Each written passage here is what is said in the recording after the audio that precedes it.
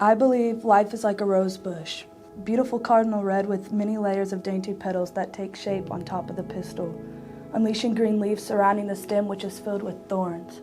Not regular thorns though. Thorns that if pricked will draw blood from a single touch of a finger, leave behind a residue of pain and loss. Now because of those thorns, what was once beautiful engulfs a mind with an understanding of affliction that can release blood at any moment.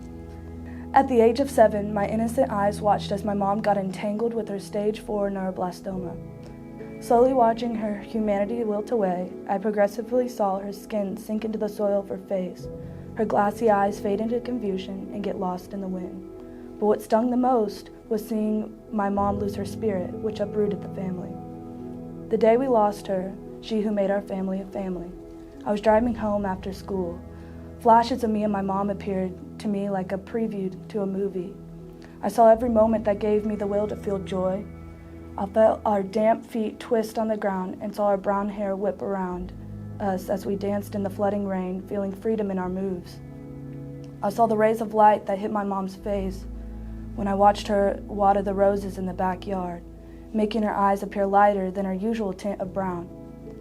I heard the laugh that filled the rustic oak tree I would climb beside the black bench where she sat gracefully watching me as I rose to higher branches.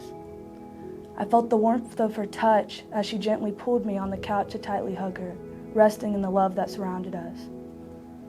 Soon that movie played in front of me disappeared in the mist of the day, and the car came to a stop. We arrived home, only to see our front door wide open. My dad was in the front yard on his knees covered with red dirt, his rough hands covering his swollen face and tear-filled eyes. That was the first time I saw my dad cry. He got up and moped onto his now heavy feet, opening the car door, taking me and Abby by our youthful hands. He led us into what seemed to be our home, but the feeling vanished as I saw my mom withered into a pale appearance, escaping from many signs of life. The pain of losing my mother I could see coming. The prick was painful but not unexpected. However, there was always hidden thorns that you cannot escape. I could have not known that soon I would also lose my dad, who quickly became John to me and my sister, because the only time he was home was after work. But even then he'd go to where he'd find comfort, which was his bedroom, to sleep. My sister became my mother figure. It wasn't her job, but she had to take on the role. To describe Abigail Rose Wittershine, I have to dig deep into the soil and look at our roots to explain her essence as a sister, a best friend, and a daughter. Abby is the light when things around me seem to be wilting away.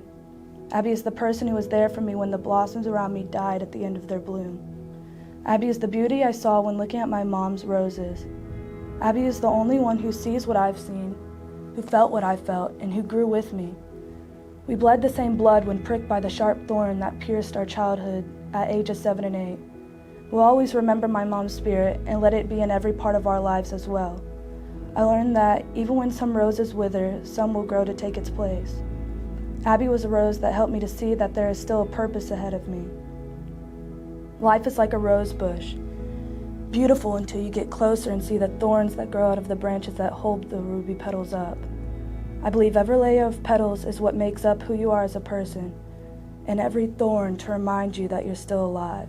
This, I believe.